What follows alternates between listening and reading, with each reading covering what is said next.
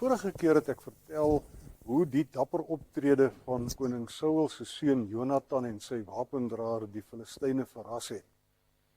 Maar nou moet ons onthou, koning Saul was op daai stadium met 600 man by hom by 'n plek met die naam Gibea. En Saul se wagte sien toe daar voor hulle hoe die menigte in beroering was en in die rondte maal. En Saul sê toe, stel dadelik vas wie van ons is weg. Hulle kyk toe en hulle sê vir Saul, net Jonathan en sy wapendraer is nie daar nie. Intussen het die rumoer en die verwarring in die Filistyne se kamp al groter geword. Dit het so erg geword dat die Filistyne onder mekaar begin veg.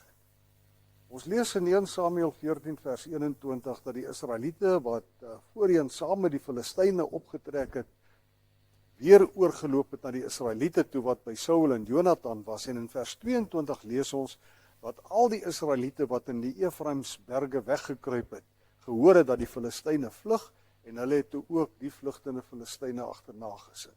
En dan in vers 23 lees ons, die Here het Israel daai dag gered. En in vers 24 lees ons, elke Israeliet het daai dag kom veg. Maar toe gee Saul die volgende vreemde bevel. 'n Ramp tref die een wat voor vanaand iets eet. Ek wil my op my vyande wreek. En so gebeur dit toe. Nie een van die manskappe het aan iets geproe nie. Maar 'n mens kan ons nou dink, in so geveg het Saul se manskappe naderhand honger en moeg geword. En dit, veral as ons vers 25 lees, die gebied was bosagtig en daar was veldheuning. En toe die manskappe in die bos kom, het dit sommer so gedrup van die heuning en tog het niemand sy mond aan iets gesit nie, want die manne was bang vir die eet. Dis nou daai bevel van Saul wat hulle opgelê is. Jonathan, Saul se seun, het nie gehoor toe sy pa die leer daai eet opgelê het nie. En toe hy in die bos met die heuning kom, het hy die punt van sy kierie in 'n heuningkoek ingesteek en daarvan geëet. Dit het hom nuwe krag gegee, vertel vers 27. Een van die manskappe sê toe vir Jonathan, jou pa het die manskappe 'n streng eed opgelê en gesê, 'n ramp tref die een wat vandag iets eet. Daarom is die manskappe nou uitgeput. Waarop Jonathan toe antwoord, my pa het 'n ramp oor die land gebring. Kyk net, ek het nuwe krag gekry omdat ek hierdie bietjie heuning geproe het. As die manskappe vandag maar net ongehinderd kon geëet het van die byt wat hulle van die vyand afgevat het, sou die slagting onder die Filistyne nou sommer baie groter gewees het. Daai dag het die Israeliete die Filistyne oor 'n baie groot gebied verslaan. 'n Mens kan verstaan as ons in vers 31 lees, maar toe was die manskappe heeltemal gedaan.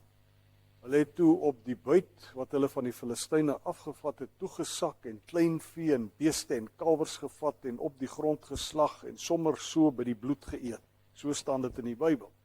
Dit was iets wat hulle volgens hulle godsdienstige reëls van daai tyd nie mag gedoen het nie. Hulle het toe vir Saul gaan vertel wat die manskappe gedoen het en hy sê toe, julle doen verkeerd, rol dadelik 'n groot klip na my toe, sodat julle die dier wat julle slag en eet op die klip kan slag en dan kan eet, sodat julle nie teen die Here sondig deur by die bloed te eet nie.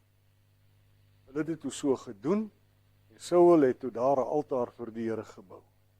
Hy het die klip waarop hulle die diere geslag het gebruik om 'n altaar vir die Here te bou.